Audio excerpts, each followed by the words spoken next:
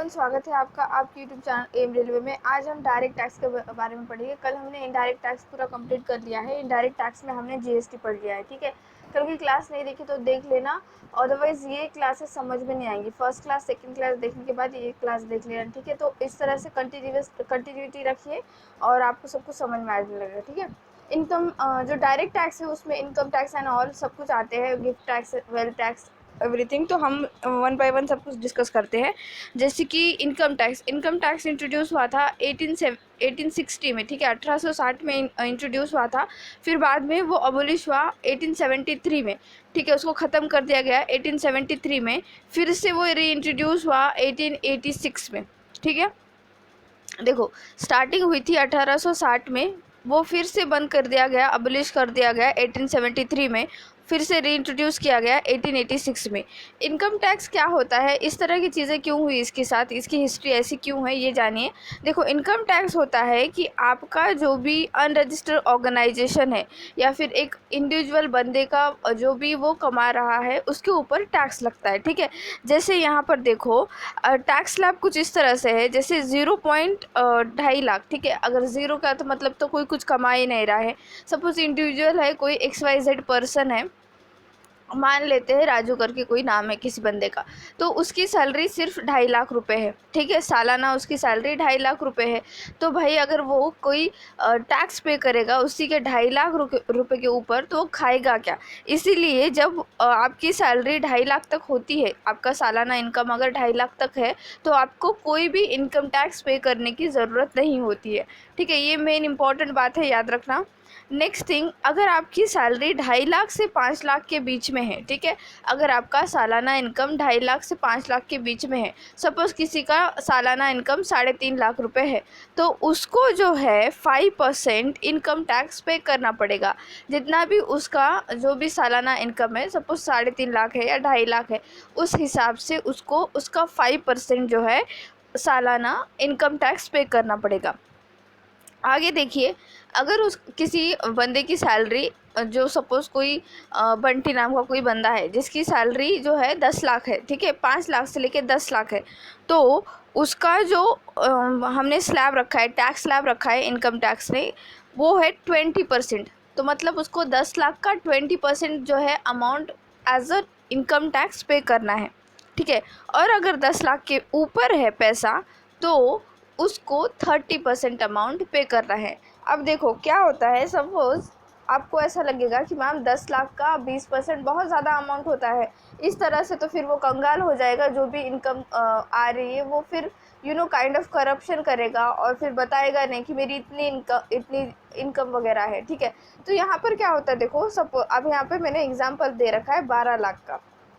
ठीक है, सपोज़ किसी बंदे का, सपोज़ बंटी ही नाम रख लेते हैं, बंटी का जो इनकम है वो 12 लाख है, सालाना इनकम 12 लाख है। तो यहाँ पर ना अलग अलग स्लैब होते हैं। जैसे पहले 2.5 लाख तक, ठीक है, उसका पहला जो 2.5 लाख होगा, ये वाला 2.5 लाख वाला जो पोर्शन है, उसके ऊपर उसको कुछ भी पैसे नहीं देने हैं। ठीक है, जो 2.5 लाख उसका अमाउंट है उसके ऊपर उसको कुछ भी पैसे नहीं देने हैं, ये ध्यान में रखना। जो अगला 2.5 लाख है उसके ऊपर उसको सिर्फ 5% जो है पैसे देने हैं। तो 2.5 लाख का 5% जो हो रहा है 12,500 रुपये हो रहे हैं। ठीक है, यहाँ पर जो आपको दिख रहा है, तो ये टोटल अमाउंट कितना हो गया, ये पूरा अभी 5 लाख हो गया है ना। तो अभी बचा कितना, 7 लाख बचा। तो 7 लाख में भी इन्होंने क्या किया, 2 अलग स्लैब किए। एक किया 5 लाख का, ठीक है, जिसके ऊपर 20% का इनकम टैक्स लगेगा, और एक किया 2 लाख का जिसके ऊपर 30% इनकम टैक्स लगेगा। तो इस तरह से देखिए, 5 लाख का 20% किया, ठीक है, 5 लाख का 20% किया, तो पूरा देखो कितना ज़्यादा हो रहा है, वो 1 लाख हो रहा है। अगर मैं 10 लाख का ही या फिर 12 लाख का 30% कर दी तो कितना ज़्यादा हो जाता वो, तो 3.5 लाख के आसपास चला जाता। तो वो फिर वो उस बंदे को कुछ मिलता ही नहीं है ना, उसके पास कुछ बचता ही नहीं। इसीलिए ये टैक्स स्लैब दे रखे हैं कि आपकी सैलरी कितनी भी हो, ये टैक्स स्लैब में उसको कट किया जाएगा और उस हिसाब से ही उसका परसेंटेज कंसिडर किया जाएगा। अब 5 लाख का कर दिया 20%, 1 लाख हो गया, और 2 लाख का कर दिया 30%, 60 हज़ार हो गया। ठीक है, सॉरी 60,000 हो गया। तो ऐसा कुल मिलाकर उस बंदे को 12 लाख की उसकी सालाना इनकम पर 1,72,500 रुपये जो है इनकम टैक्स पे करना होगा।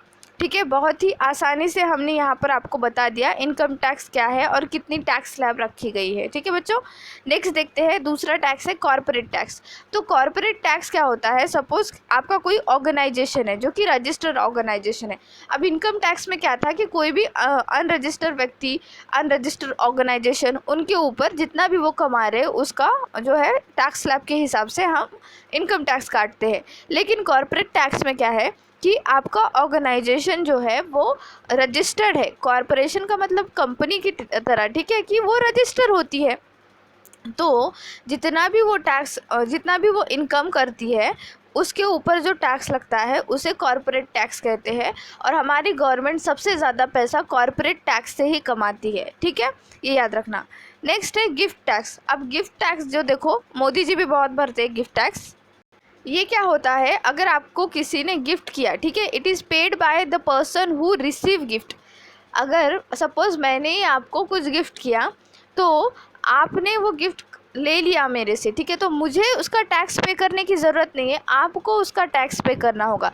जैसे सपोज़ हमारे मोदी जी गए थे चाइना, तो शी जिनपिंग ने, जो वहाँ का प्रेसिडेंट है चाइना का, उसने एक बहुत ही बेहतरीन पेंटिंग गिफ्ट की थी। आई थिंक 2018 की बात है।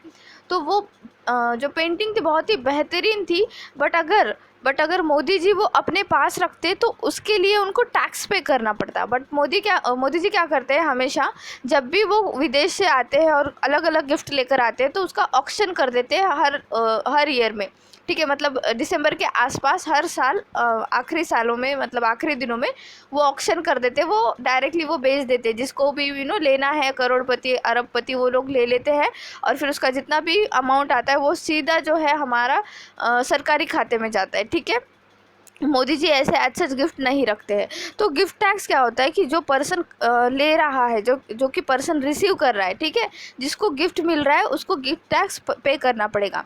लेकिन यहाँ पर 3 ऐसी कंडीशन है जहाँ पर आपको गिफ्ट टैक्स पे नहीं करना है। सबसे पहली कंडीशन ये है कि अगर आपका जो गिफ्ट है वो 50,000 रुपीज़ का है या 50,000 के नीचे का है तो आपको गिफ्ट टैक्स पे नहीं करना है। ठीक है, नेक्स्ट थिंग है, जो गिफ्ट आप आपके शादी में रिसीव करते हो, भले ही आप वो आपके ससुराल से रिसीव करते हो या फिर आपके किसी भी फ्रेंड से, किसी भी रिलेटिव से रिसीव कर रहे हो, तो आपको उसके ऊपर टैक्स नहीं पे करना है। इसीलिए आप सोचो, अगर गिफ्ट टैक्स पे करना होता तो जो ससुराल वाले होते हैं वो कितना ज़्यादा क्या कहते हैं उसको, गोल्ड ले लेते, 25 तोला 30 तोला इस तरह का गोल्ड लेते हैं, तो फिर उनको कितना ज़्यादा उस सोने के ऊपर टैक्स लगेगा। जो जितना लिया है उससे ज़्यादा तो उनको पे करना पड़ेगा। तो इस तरह की चीज़ें ना हो, इसीलिए गिफ्ट टैक्स जब रिसीव होता है, तो जो मैरिज में गिफ्ट रिसीव होता है उसके ऊपर कोई भी टैक्स नहीं रखा गया। नेक्स्ट थिंग क्या है, 3rd नंबर का है पॉइंट, जो गिफ्ट रिसीव होता है, अगर आपने आपके इमीडिएट रिलेटिव से आपको गिफ्ट मिला, जैसे सपोज़ मुझे मेरे भैया ने ही 50,000 की वॉच गिफ्ट की या फिर सपोज़ 60,000 की वॉच गिफ्ट की, तो मुझे उसके ऊपर टैक्स पे नहीं करना है, बिकॉज वो मेरे इमीडिएट क्या है, रिलेटिव है। ठीक है, मेरे आंटी ने किया, मेरे चाचा ने किया, मेरे मामू ने किया, तो ये मेरे इमीडिएट रिलेटिव है। अगर इनसे मैं कुछ ले सकती हूँ, रिसीव करूँगी गिफ्ट, अगर 50,000 के ऊपर है तो मुझे उसके ऊपर कुछ भी टैक्स नहीं पे करना है। ठीक है, तो ये होता है गिफ्ट टैक्स। नेक्स्ट है स्टेट ड्यूटी टैक्स। तो जो जायदाद पे जो कर लगता है, ठीक है, आपके पास अगर कितना प्रॉपर्टी है उसके हिसाब से जो है ये कर लगता है। ठीक है, नेक्स्ट है वेल्थ टैक्स। अब हमने जस्ट देखा इनकम टैक्स, ठीक है, हमने देखा इनकम टैक्स। अब इनकम टैक्स और वेल्थ टैक्स में क्या फ़र्क है, देखिए यहाँ पर। वेल्थ टैक्स क्या होता है, ये इंट्रोड्यूस हुआ था 1957 में और इम्पोज हुआ था on a wealth of individual. ठीक है, हर एक के व्यक्तिगत संपत्ति पर लगाया गया था। तो अगर हर एक के व्यक्तिगत संपत्ति पर लगाएंगे तो अंबानी कितना ज़्यादा टैक्स पे करना पड़ेगा उसको, है ना, मतलब उसकी संपत्ति ज़्यादा है तो भाई उसको टैक्स भी पे करना पड़ेगा। तो इस तरह की चीज़ें हो रही थी। तो ये अरबपति तो टैक्स पे करने से रहे, तो ये लोग क्या करते हैं, पूरा सिस्टम ही चेंज कर देते हैं। और इन्होंने वैसे ही किया, सिस्टम चेंज किया और 2015 में अरुण जेटली जी ने जो है ये वेल्थ टैक्स को पूरी तरह से अबोलिश कर दिया, पूरी तरह से ख़त्म कर दिया। ठीक है, समझ लिया, पूंजी कर।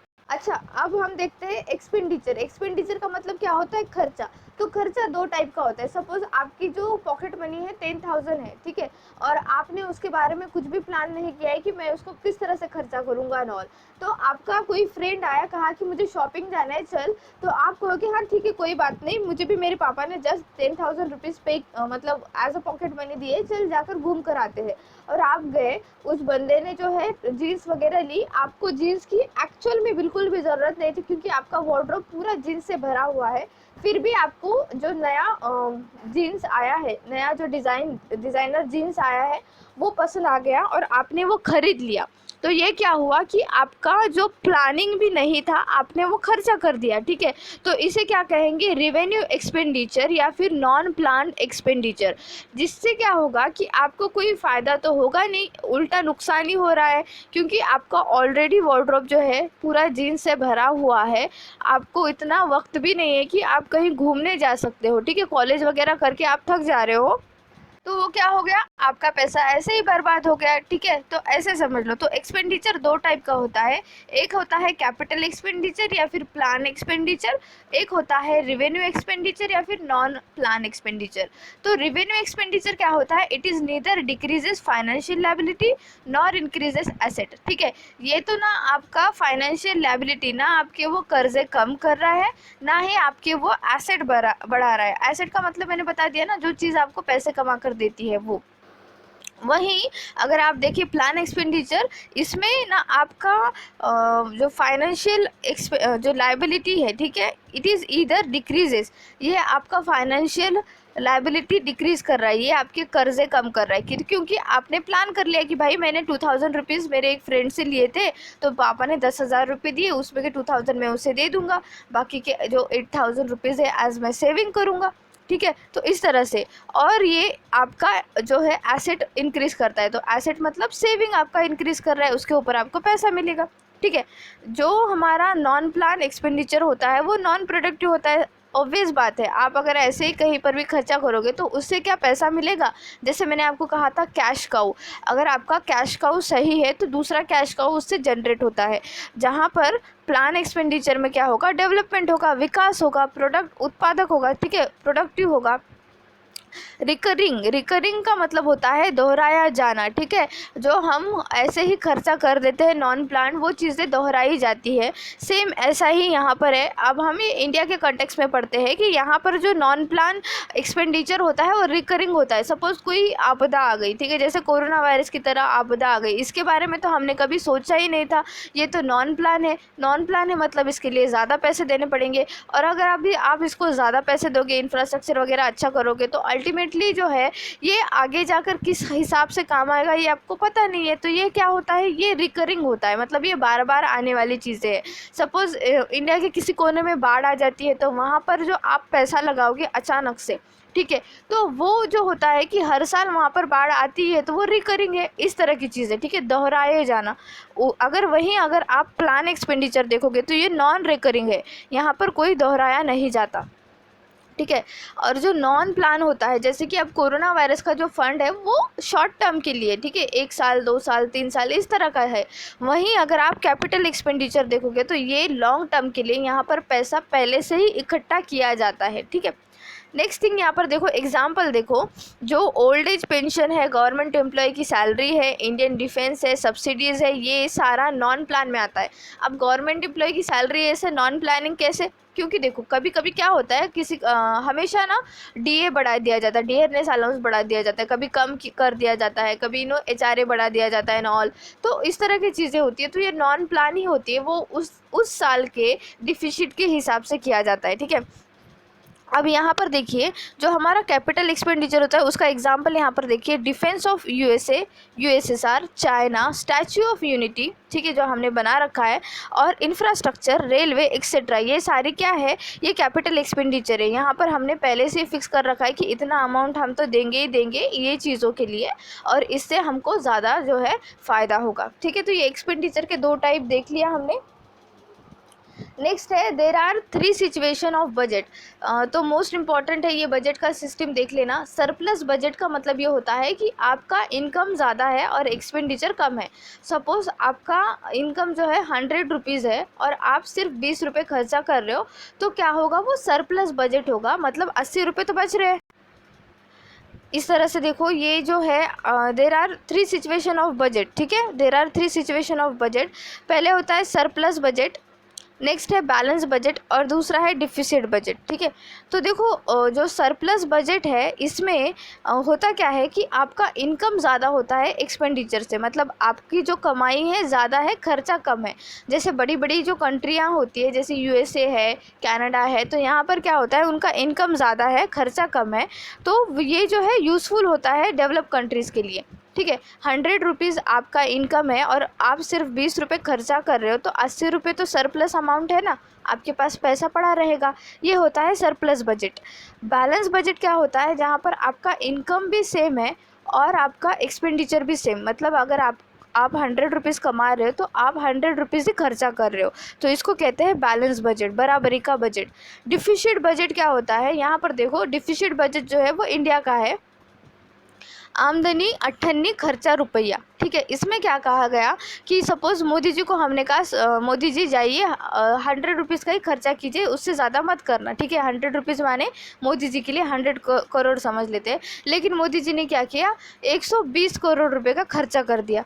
तो अब जो है, जो 20 करोड़ रुपए एक्स्ट्रा खर्चा किया है हमारे मोदी जी ने, ये क्या हो गया, खर्चा बढ़ गया, इनकम कम।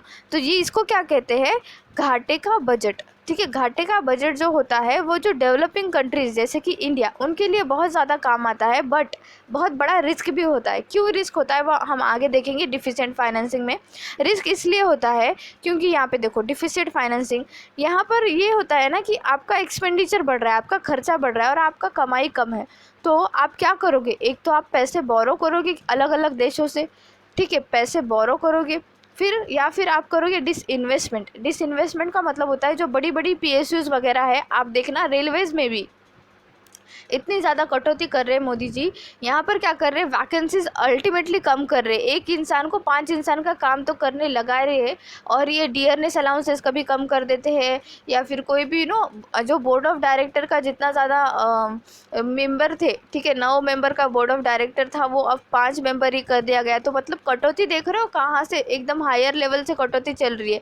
तो ये क्या होता है, डिसइन्वेस्टमेंट का काम होता है। ये ऐसा क्यों करते हैं, जब सरकार के पास पैसा नहीं होता है तब, ठीक है। नेक्स्ट है imposition of new indirect tax, जैसे कि कोई भी इनडायरेक्ट टैक्स आपके ऊपर लादा जाए।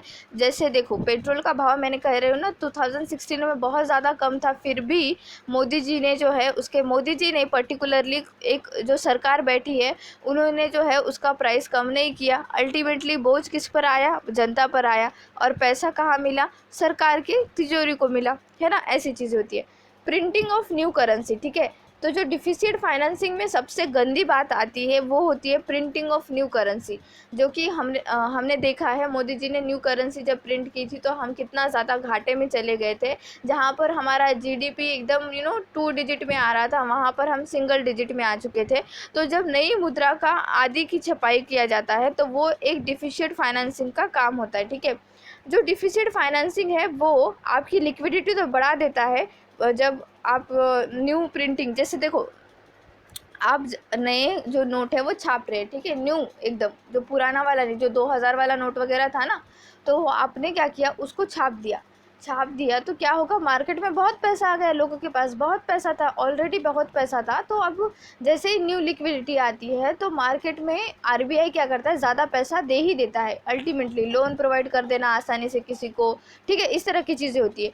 तो जो होता है डिफिसिट फाइनेंसिंग में क्या होता है कि जो आपका पैसा है, लिक्विडिटी है मार्केट में, वो बढ़ जाता है, ठीक है। बाद में देखना वो पैसे देखने को भी नहीं मिलते, अब 2000 के नोट्स देखने को मिलते भी नहीं है, ठीक है, इस तरह की चीज़ें होती है। तो क्या करता है, आरबीआई छापना बंद कर देता है, वो पैसे छापना बंद कर देता है, मतलब अल्टीमेटली मार्केट में वो पैसा ही नहीं प्रोवाइड करता है, इस तरह की चीज़ें।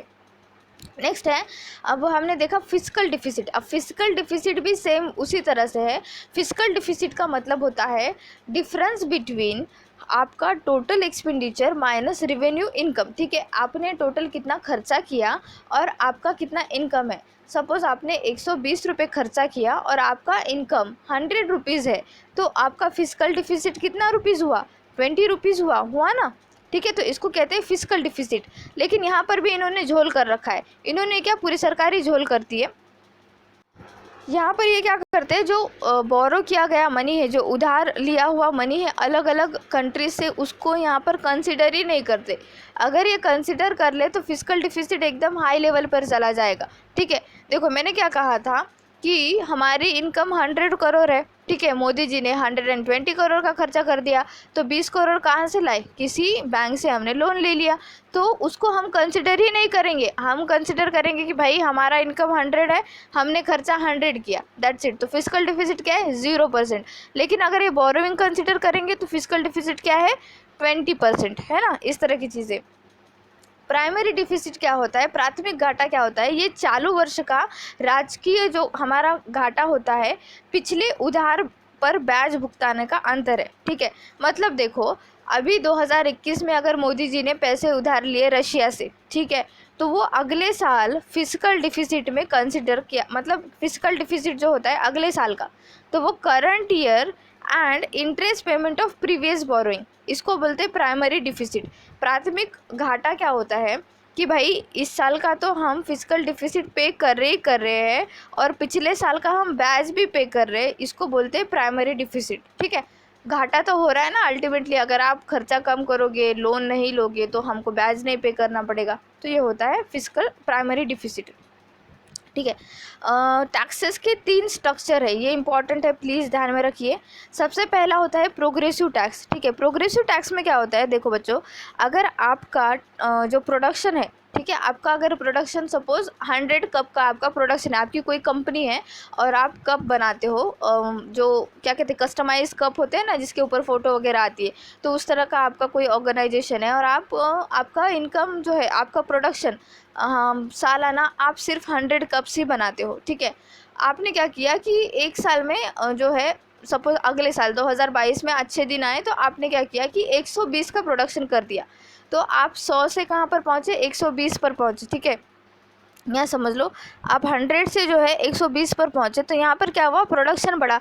तो जैसे ही आपका प्रोडक्शन बढ़ता है, जितना आपका प्रोडक्शन बढ़ा उस हिसाब से आपका टैक्स भी बढ़ेगा, ठीक है। यहाँ पर देखो समझ में आएगा, जैसे ही आपका टैक्स बढ़ा, ठीक है, जैसे ही आपका इनकम बढ़ा वैसे ही आपका टैक्स बढ़ा, तो ये है प्रोग्रेसिव टैक्स, ठीक है। इसको क्या कहेंगे, प्रोग्रेसिव टैक्स कहेंगे।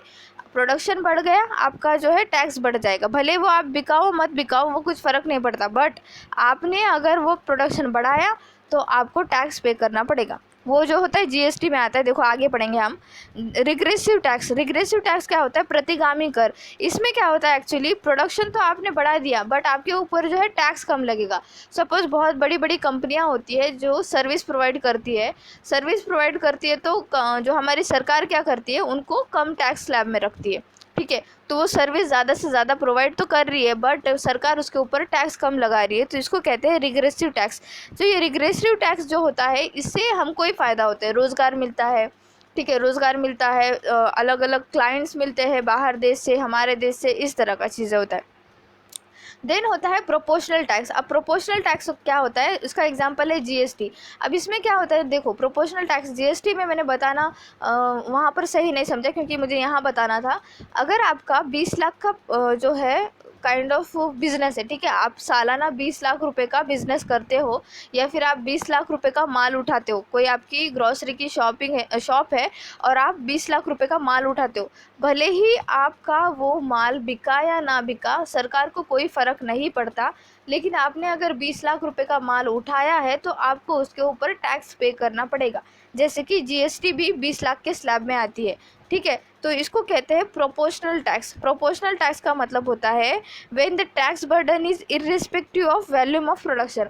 आपका प्रोडक्शन हो ना हो, आई डोंट केयर, इस तरह की चीज़ें होती है कि आपने अगर 20 लाख तक का माल उठाया, आपने अगर 20 लाख तक का प्रोडक्शन किया या इनकम की, तो हमको पैसे देने पड़ेंगे। इस तरह का चीज़ होता है प्रोपोर्शनल टैक्स, ठीक है। तो हमने पूरा डायरेक्ट टैक्स देख लिया है बच्चों, तो प्लीज़ अच्छे से पढ़ाई करना, और कल की क्लास अगर नहीं देखी तो कंप्लीट देख लेना, ठीक है। Thank you so much for watching.